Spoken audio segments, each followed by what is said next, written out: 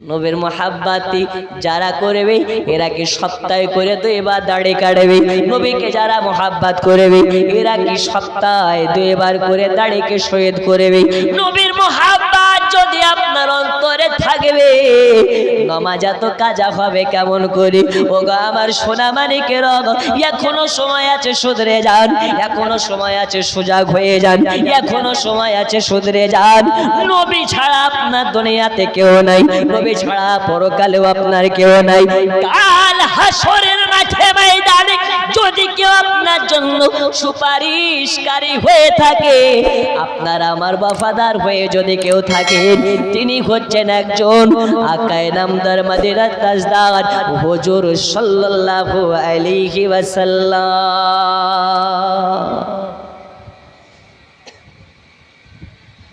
ওগো চাঁদ তুমি বলে দাও আমার নবী জি কোথায়। ওগো চাঁদ তুমি বলে দাও আমার নবী জি কোথায়। কোথায় গেলে পাবো নবীকে, কোথায় গেলে পাবো নবীকে। পাক নবী জির রওজায়। ওগো চাঁদ তুমি বলে দাও আমার নবী জি কোথায়। জোরে কোন ইয়া রাসূলুল্লাহ। লাখো লাখো হাজিরা হজে পাকে যায়, আল্লাহর কাবাকে জড়িয়ে কয়। লাখো লাখো হাজিরা হজে পাকে যায়, আল্লাহর কাবাকে জড়িয়ে কয়। ওগো কাবা তুমি বলে দাও আমার নবী জি কোথায়। ওগো কাবা তুমি বলে দাও আমার নবী জি কোথায়। ওগো চাঁদ তুমি বলে দাও আমার নবী জি কোথায়। আল্লাহুম্মা জোরে সাইয়্যিদিনা মুহাম্মাদ ওয়ালা আলি মাওলানা পড়ুন ওয়ালা আলি সাইয়্যিদিনা মাও। বন্ধু আমার সোনা মানিক, আমি আপনাদেরকে বলতেছিলাম আল্লাহর হাবিব সাল্লাল্লাহু আলাইহি ওয়াসাল্লাম উম্মতের জন্য কান্না করতে করতে জন্ম নিয়েছেন, আগমন ঘটিয়েছেন। এই দরদি নবীর মতন আপনার আমার দরদে কে আছে রে বাবা। এই নবী কাল হাসরের ময়দানে আপনার আমার মাথার ছায়া হয়ে যাবেন। এই নবী ছাড়া আপনাকে আমাকে কাল হাসরের ময়দানে সাহারা নবী ছাড়া কেউ দেওয়ার মতন থাকবে না। ওই নবীকে মুহাব্বত করুন, এখনো সময় আছে শুধরে যান, নামাজি হয়ে যান, রোজদার হয়ে যান, রাসূলুল্লাহর মুহাব্বতের খাতায় নামখানা তুলে দিন। ওগো আমার সোনা মানিকের আব্বা জানেরা, আমরা সুন্নিরা এই কারণে রাসূলুল্লাহর আগমনের দিনটাকে এতটা প্রাধান্য দিই, এতটা গুরুত্ব দিই যে আমাদের নবীজি এই মাসের 12 তারিখে আগমন করেছেন দুনিয়ার ধরাধামে। এই মাসের 12 তারিখ থেকে নবী আমার দুনিয়াতে প্রকাশ করেছেন নিজেকে, আগমন করেছেন। আপনার কেনা আগমন হয়েছেন নবী আমার 12 তারিখে। এই কারণে আমরা সুন্নিরা আমরা একের দল একের মাল, তাই আমরা নবী দিবস মানাই। আর যারা 72-এর এরা বলে মানানো যাবে না। একের যারা এরা বলে নবী দিবস হলো সমগ্র ঈদের সেরা ঈদ। আর যারা 72-এর এরা বলে এটা বেদাত বেদাত। আমি বলে একের যারা এরা হালাল মনে করে মোহাব্বত করে নবী দিবস পালন করে। এক বলতে কারা আর 72 বলতে কারা, একটু আপনাকে ক্লিয়ার করে বলি। আল্লাহর হাবিব সাল্লাল্লাহু আলাইহি ওয়াসাল্লাম বলেছেন আমার উম্মতের মধ্যে জিহাদ করতে দলে বিভক্ত হয়ে যাবে। একটা দল যাবে জান্নাতি, বাকি দল হয়ে যাবে পথভ্রষ্ট। একটি দল হবে জান্নাতি, বাকি দল হয়ে যাবে পথভ্রষ্ট। মান আলাইহি ওয়া সাহাবী, নবী এবং নবীর সাহাবাদিগণ যে দল, ওই দলটি হবে জান্নাতি, বাকি 72টা দল হবে জাহান্নামী। আজ আমি খড়িরামপুরের মুসলমানকে জিজ্ঞেস করি যে আমরা একের হতে চাই না 72-এর হতে চাই? একটু জোরে, একে না 72-এর? একের যারা নবীকে নূর মানে তারা, এই একের যারা নবীকে বেমিসাল মানে তারা, এই একের যারা হাজির ও নজির মানে তারা, এই একের যারা নবী দিবস মাস আসলে বাড়ি সাজায়, গাড়ি সাজায়, এলাকাকে সাজায়, মসজিদ সাজায়, পাড়ায় পাড়ায় খাই খিচুড়ি আর বিরিয়ানি।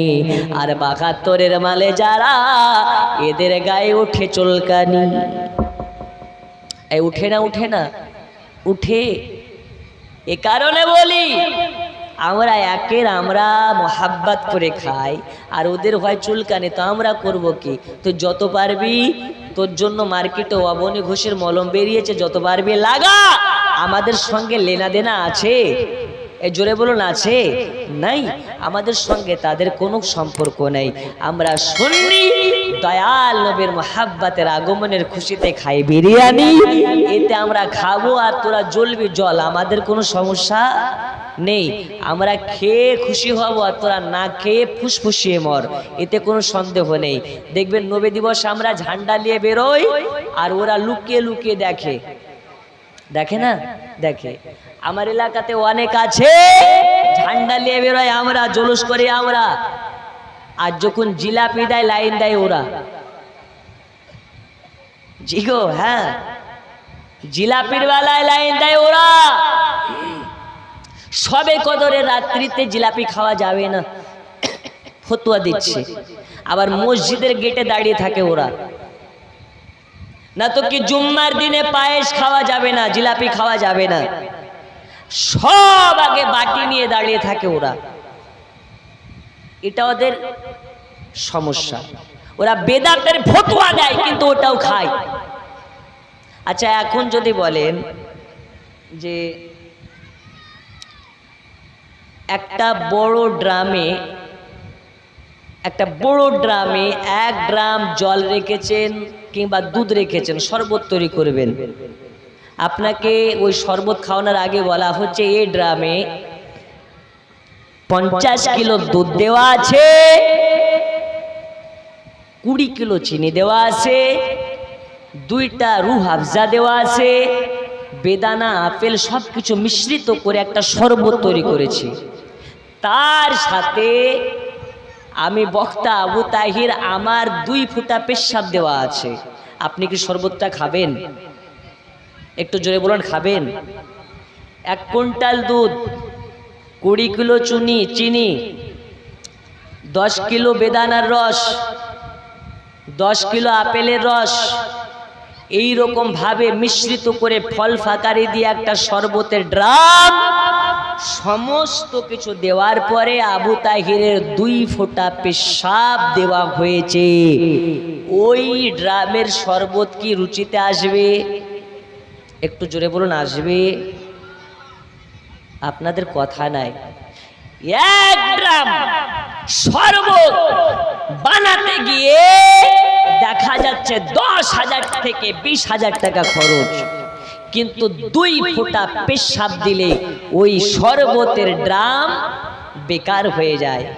আপনি যতই নামাজি হন না কেন, যতই রোজদার হন না কেন, যতই হজদার হন না কেন, বছরে 2 বার করে উমরাতে যাচ্ছেন, বছর বছর হজ করতে যাচ্ছেন, রমজান মাসে রোজা করছেন, নামাজ পড়ে কপালে ঘোঁটা ফেলে দিয়েছেন, এলাকায় দান করে করে একদম মুকাম্মাল দানকারী হয়ে গেছেন, কিন্তু যদি নবীকে নিয়ে আপনার আকীদা হয় নবী আমাদের মতো, ওই 1 লক্ষ টাকা শরবতের ড্রামে 2 ফোঁটা পেশাবের মতন ব্যাপার হয়ে যাচ্ছে।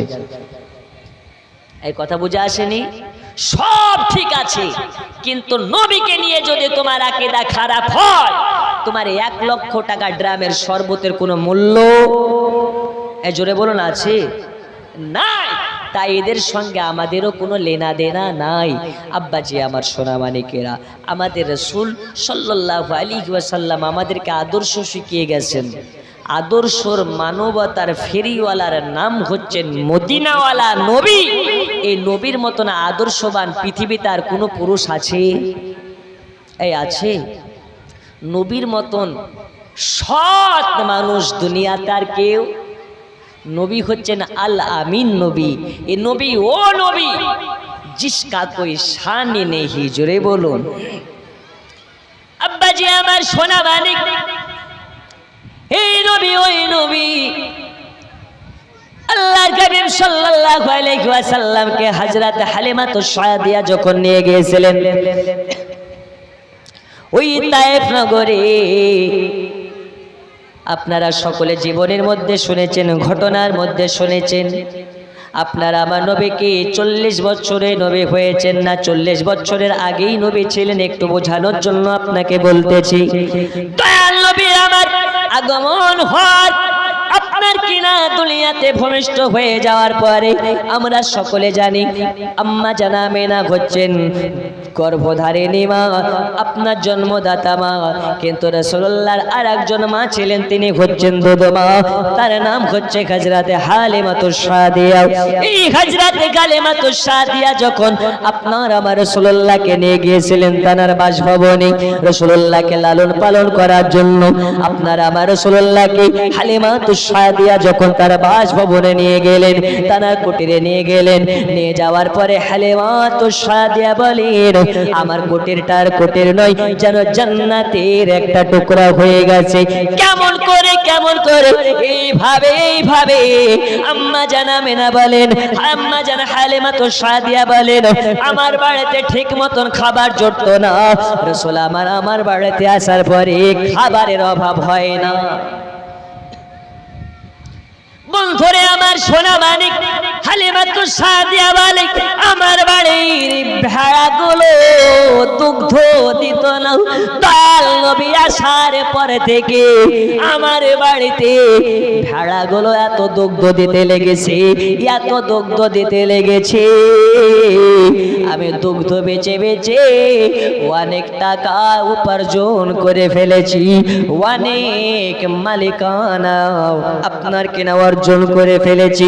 হালিমাতুস সাদিয়া বলেন শুধু তাই নয়, হালিমার বাড়িতে নবী আমার আসার পরে হালিমার বাড়িতে কোনোদিন চারাক জ্বালানোর প্রয়োজন পড়েনি, লম্প জ্বালানোর প্রয়োজন পড়েনি, বাতি জ্বালানোর প্রয়োজন পড়েনি। কেন?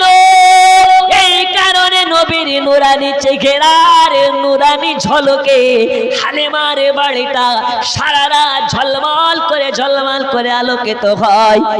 তাই ফের মহিলারাও হিংসায় ঈর্ষান্বিত হয়ে যায়। হালিমা তো একটা দরিদ্র নারী, হালিমার বাড়িতে খাবার জোটে না, হালিমা সারা রাত ধরে লাইট জ্বালানোর টাকা কোথায় পায়, তেল কেনার টাকা কোথায় পায়? হালিমা বলে এই তায়েফ নগরের মানুষেরা রে কান খুলে শুনে নাও, আমার বাড়িতে তেলের লাইট জ্বলে না, আমার বাড়িতে লাইট জ্বলে না, আমার বাড়িতে যেদিন থেকে মক্কা নগরের আব্দুল্লাহর বেটা তাশরিফ এনেছে, আমার বাড়িটা সর্বসময় অন্ধকার থেকে আলোকময় হয়ে গেছে।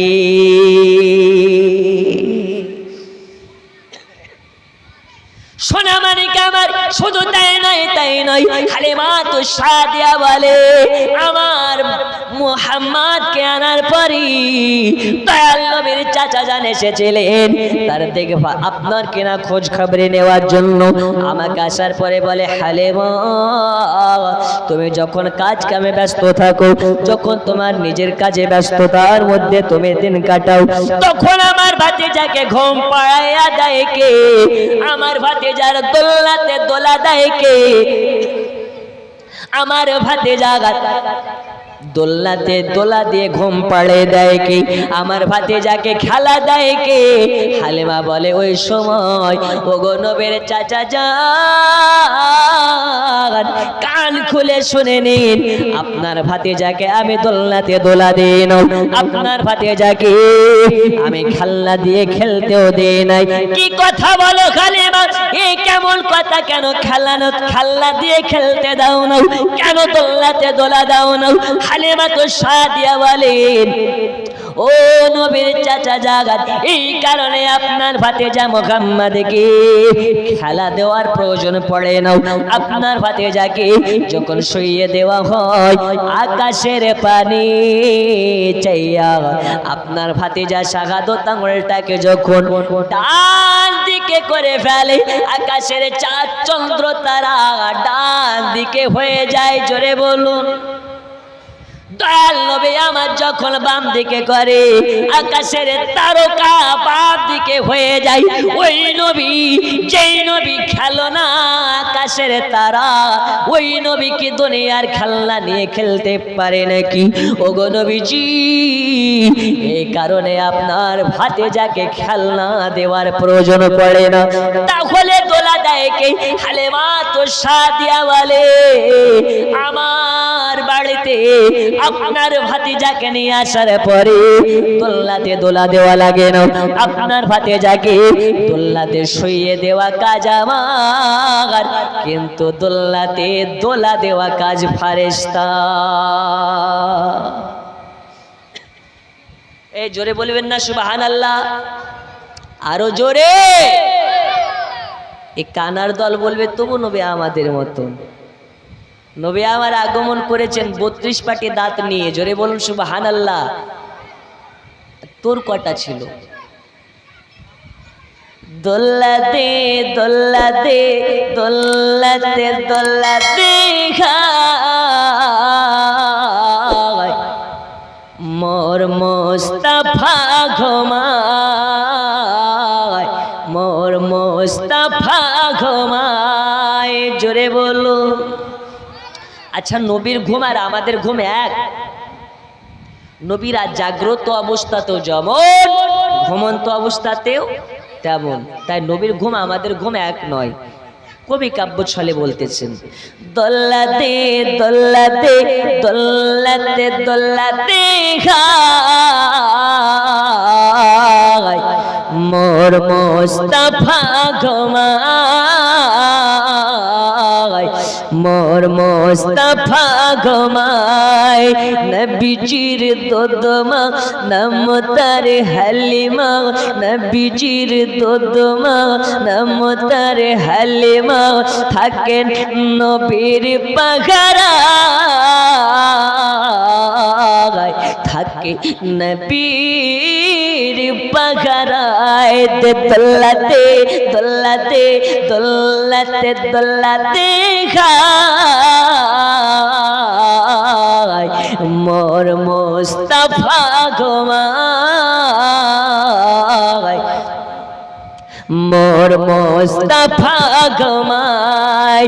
হাজিরা হজে যায় কালো কাবা ধরে কয়, হাজিরা হজে যায় কালো কাবা ধরে কয়, মোর গুনহা পুছায়। যেথায় নবী জি ঘুমায় দোল্লাতে দোল্লাতে দোল্লাতে দোল্লাতে খায় মোর মুস্তাফা ঘুমায়। আল্লাহুম্মা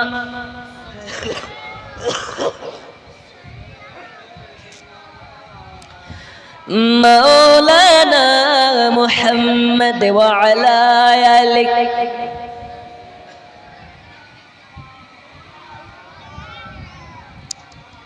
বন্ধু আমার সোনা মানিকেরা হালিমাতুস সাদিয়া বলেন আপনার ভাতিজাকে এই কারণে দুনিয়ার খেলনা দেওয়া লাগে না, আপনার ভাতিজা দোলনাতে দোলা দেওয়া লাগে না। জোরে বলুন সুবহানাল্লাহ। শুধু তাই নয় দয়াল নবী আমার জিবরিল আমিনকে বলে, জিবরিল তুমি কার হুকুমে আমার দোলনাতে দোলা দাও? আল্লাহর হুকুমে। কার হুকুমে? এই কার হুকুমে?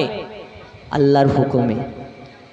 নবী আমার বলে, এই জিবরিল শোনো শোনো, এবারে আমি হুকুম করতেছি, তুমি আমার দুধ ভাই তার দোলনাতে দোলা দাও। আচ্ছা আচ্ছা। জিবরিল আমিনকে হুকুম করেছেন, জিবরিল আমিন দয়াল নবীর হুকুমে হালিমার বেটার দোলনাতেও দোলা দেয়।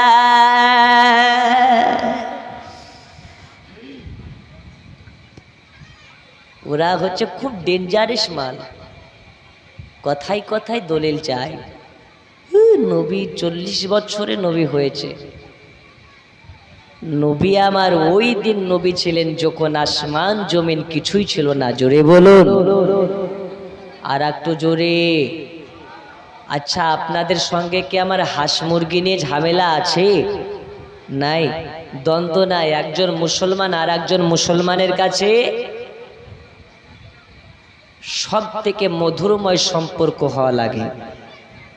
একজন মুসলিম অপর মুসলিমের কাছে নির্ভয় থাকতে পারে, তার নাম হচ্ছে মুসলমান। আচ্ছা বাবা, এখন আমরা মুসলমান দাবিদার, আমরা নবীর পাগল দিওয়ানা, হজ নামাজ রোজা কিছুই করি না। আছে না নাই? সপ্তাহে একদিন করে জুমার নামাজি, কেউ আছে খাটের পেছনে গিয়ে জানাজার নামাজি, কেউ আছে বৎসরে 2 বার নামাজি।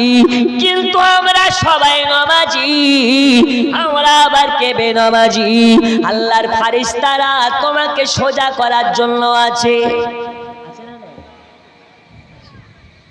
আসসালাতু মিরাজুল মুমিনিন, নামাজ হচ্ছে আল্লাহ দেখার মাধ্যম।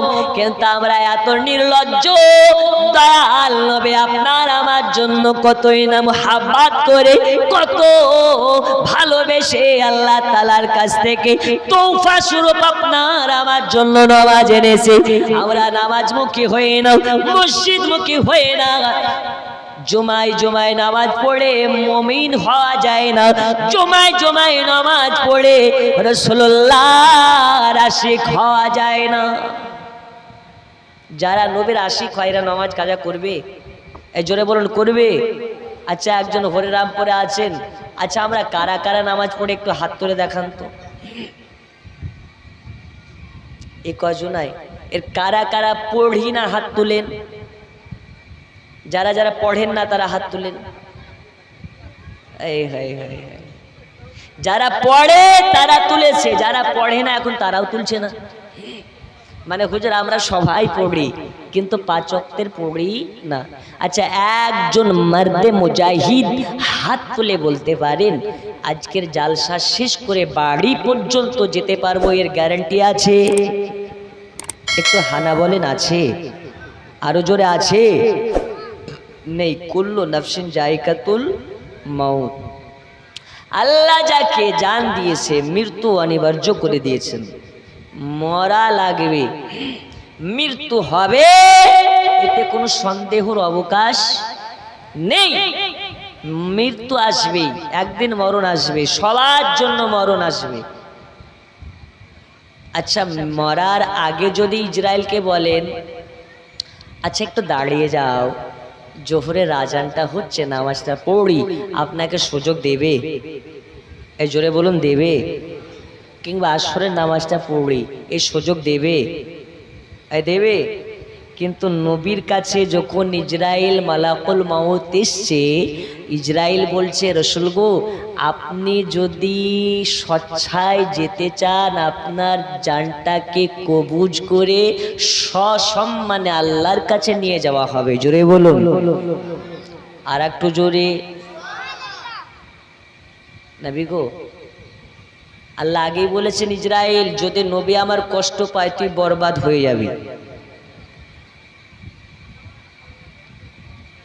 আল্লাহ রসুল যদি চাইতেন ওই সময় বলতে পারতেন যে আমি এখন 100 বছর থাকবো, 200 বছর থাকবো, কিন্তু নবী কথা বলেননি। আল্লাহর সঙ্গে দিদারের জন্য আম্মু মশগুল, ইজরাইল তুমি আমার রূহটাকে কবুজ করতে পারো। জোরে বলুন, আর একটু জোরে হবে না? আর এখন যদি আমাদের কাছে সুযোগ আসে 100 বছরের লটারি, কত বছরের ও লটারি হাতছাড়া করবে? করবে? ও তো সামান্য চায়ের দোকানের লটারি হাতছাড়া করে না। তাহলে 100 বছর লটারি যদি পেয়ে যায়, তাহলে তো কপাল নয় গো, ও যেন চীনের প্রাচীর হয়ে যাবে। ঠিক না বে ঠিক? জি হ্যাঁ, নবীর দেশে চলো না,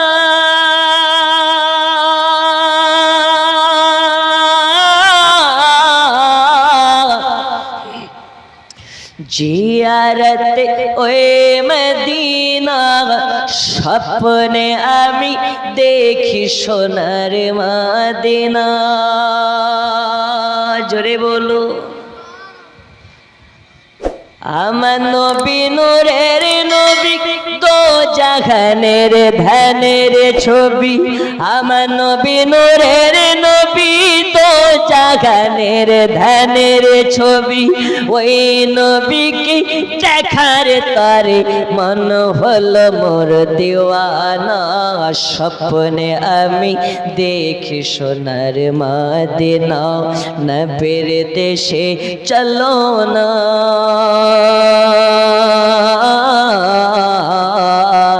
জিয়ারতে ওই মদিনা, স্বপ্নে আমি দেখি সোনার মদিনা।